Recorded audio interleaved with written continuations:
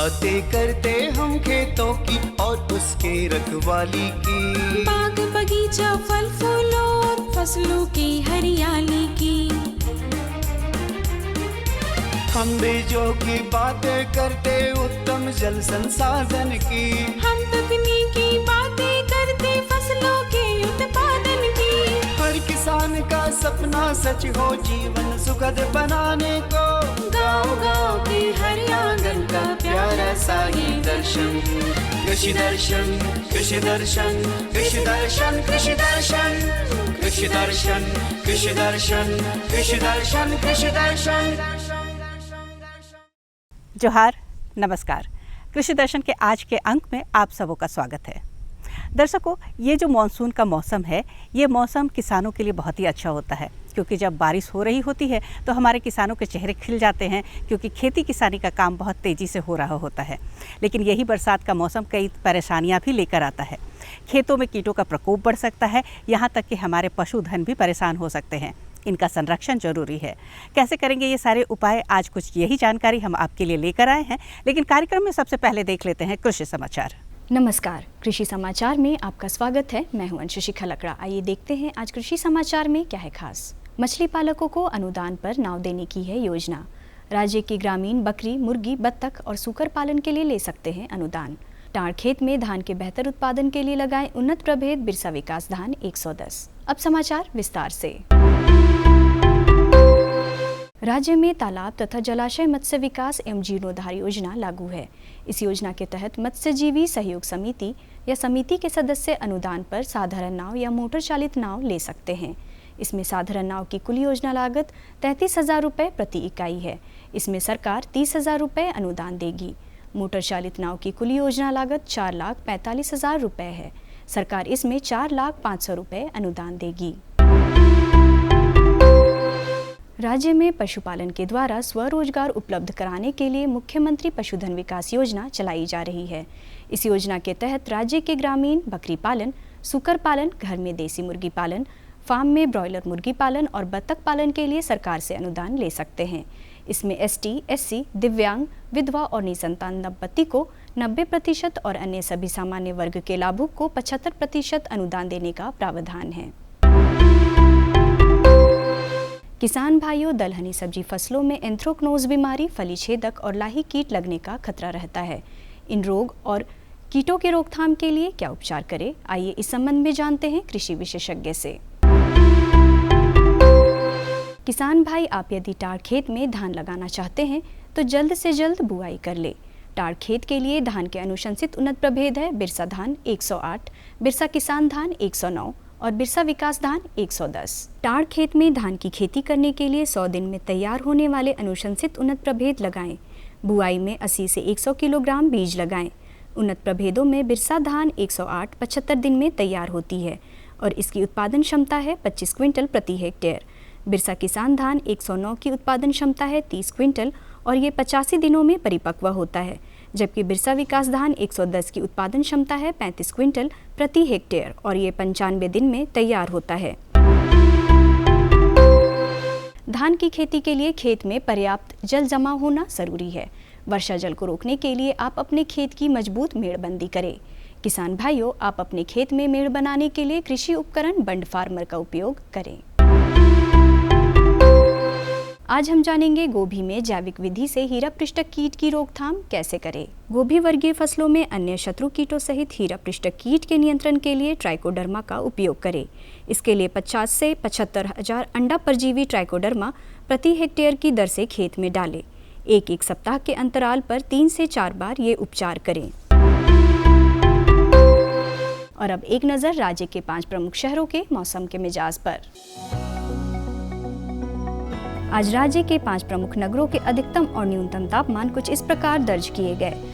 रांची का अधिकतम तापमान 32 डिग्री सेल्सियस और न्यूनतम 26 डिग्री सेल्सियस।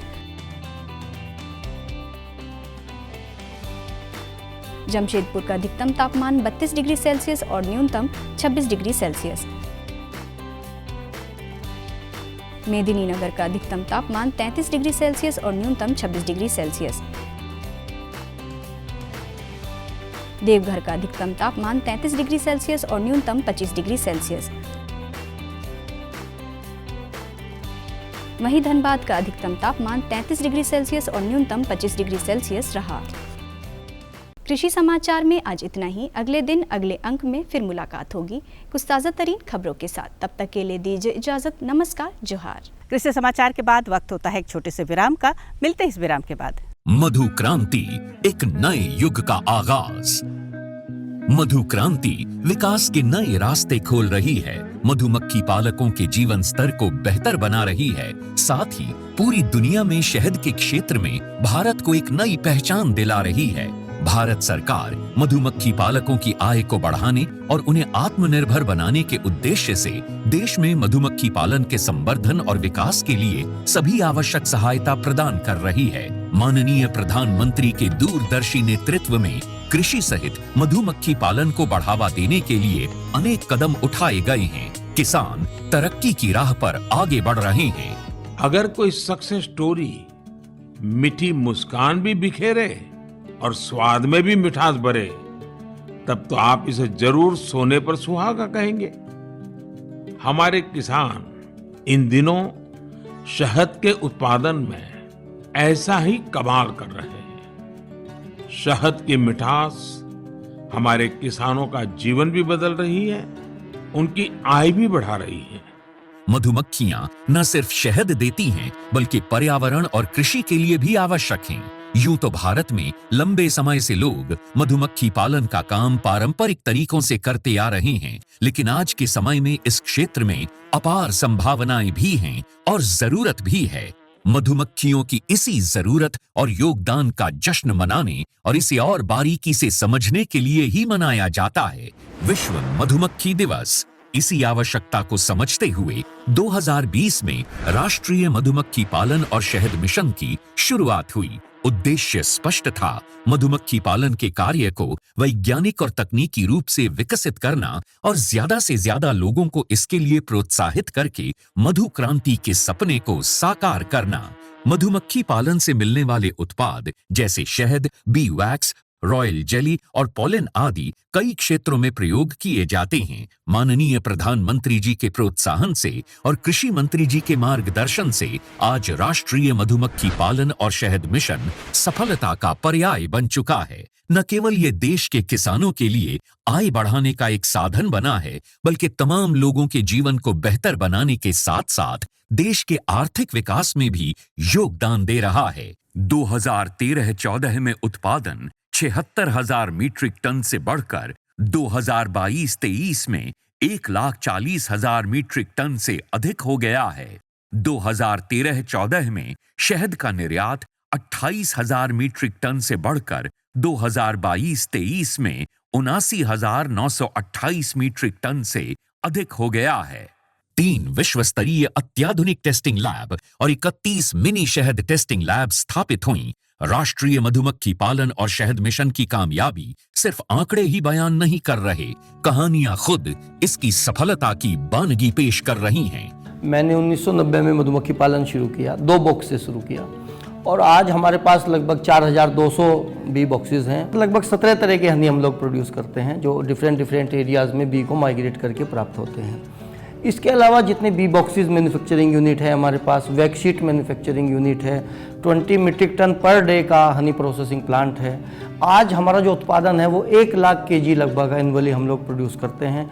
यमुनानगर के सुभाष काम्बोज मधुमक्खी पालन के अपने काम के चलते आज देश भर में जाने जा रहे हैं। सुभाष जी ने वैज्ञानिक तरीके से मधुमक्खी पालन का प्रशिक्षण लिया। इसके बाद उन्होंने केवल 6 बॉक्स के साथ अपना काम शुरू किया था।